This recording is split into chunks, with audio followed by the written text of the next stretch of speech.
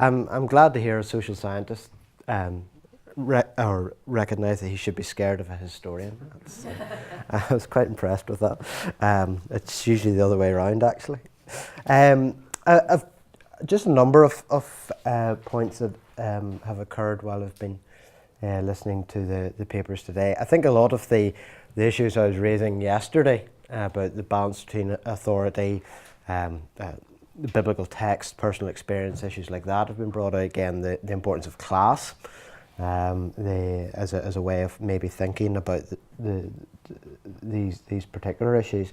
I was also glad to know that I was put right last night over dinner that aliens do have gender distinctions, which so from that point of view, that's my thoughts yesterday about UFOs are completely out the window. But yet today we're also raised the issue about what the gender is of the spirits that maybe talk to people, which is interesting. And that raises all sorts of interesting questions about gender relations between female prophetesses and male spirits or male angels or whatever it might be. So that's potentially interesting. But as I said, I've got some more general issues. The last paper I think was very helpful, talking about differences between prediction and prophecy, ideas of disclosure, of balances between the now and the not yet. I think that's helpful in one level. And another level, it gets us to think about the fact that we need to think about different eschatologies and different ways of thinking about the end times in general, and how they might have a particular influence on gender roles during these movements. Do certain types of eschatological vision allow people space and opportunity to do radically different things? Do other types of eschatological thinking lead to a more an understanding of preparing yourself for the millennium by keeping yourself pure, by ensuring that traditional rules are properly fulfilled in that context, and where gender might become even more, or gender differentiation might become even more apparent? Are you going to prepare for the millennium or whatever by prefiguring it, by indulging in particular gender roles which you think are going to then happen when the millennium comes? I was very interested in sort of theosophy and androgyny and issues like that, almost prefiguring what it's going to be like in a potential new age, however that is defined. It's also, I think, important to think here about how particular eschatologies work in particular locations, because we've had a number of papers today that focus on the upheavals of the 17th century, upheavals of the 1790s to the 1820s, World War I. We're looking at crisis moments, and again, sort of thinking about what Tim was talking to us about. We need to be very careful about not going down the road of saying this is just an epiphenomenon. The deprivation thesis and things like that periods of crisis therefore lead to these particular eschatological things. But there is something political going on here. There is something important about the context in terms of shaping, perhaps, if not determining, but shaping how these ideas are thought about. So I think, first of all, we need to think possibly about how different eschatologies might make a difference in terms of how gender relations are seen. The second thing, which again was raised yesterday, but which I think came out more prominently today, was the issue of publicising the message, of publicity, and of the importance of patronage, and patronage providing access to modes and mediums of communication, which I thought was quite important, and the importance of networks. Even in the 17th century, late 17th century, a Prussian prince acting as a patron of how you then get access to printing presses. How are you going to convince people to do that? Well, of course, you pay them money to be cynical about it, but that's not gainsaid. That women in particular can use that.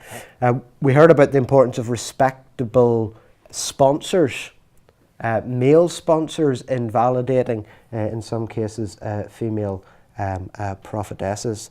We looked at the issue of publishing and publicity, of course.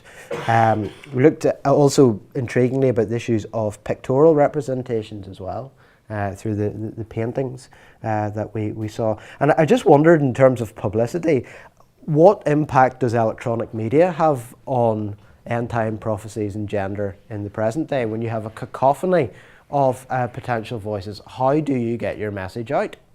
Particularly as a female prophet test, for instance. How does that work in a context where, goodness me, there's so much out there? How do you actually engage? So that's the second issue about publicity, the patronage networks that are involved, the access and things like that. The third issue, which I thought came out more clearly today, particularly in Matt's paper, was how mainstream figures respond to apocalypse and gender issues. And we had an interesting discussion about stock phrases that were used from the New Testament, the early church, and also recent events, linking particular practices with sexual immorality, with the inversion of gender relations and things like that. We had sort of millennial orgies. We had love feasts, and I had the same whenever I teach Methodism, growth of Methodism in the 18th century to my students. They all think that like love feast is either first an orgy or second a nightclub. So even, which is a very, and that's important as well, because remember in Waco, the reason why the FBI eventually attacked the Branch Davidians was because there were allegations of child sexual abuse. So there is a very strong trope here of using gender, of using sexual relations as a way to stigmatize, as a way to think about that. So that's, I think, something as well. And it gets us into thinking about how mainstream people view what's going on in these particular groups. And that might get us to help us think about different types of reactions, because I suppose I'm going to finish on this issue. A lot of the papers have focused a lot on individuals and small groups. And a lot of the papers have also focused on abstract ways of thinking about these issues. And I suppose, and I was having this discussion with Simon and Naomi last night about what does this all mean for broader developments? How do we link what is going on in these often very small, very localized groups with more mainstream ways of thinking? How do we go about thinking about the importance of the individual motivations and faithfulness, if you like, of individuals that support these groups, and the bulk of society who go, what on earth is going on over there, or what out of earth is going on there, who knows? So I think we need to find some general ways of thinking about how we could link these episodes with broader modes of thinking. We also, I think, need to think about the preconceptions that most people, however defined, actually engage with this type of stuff. Why is it that actually lots of people can be mobilized at specific moments in support of some of these ideologies? What is it that allows them to do that, whereas most of the time they just go, yeah, I'm going to McDonald's, I'm not going to go and wait on top of a hill for a UFO or whatever it might be.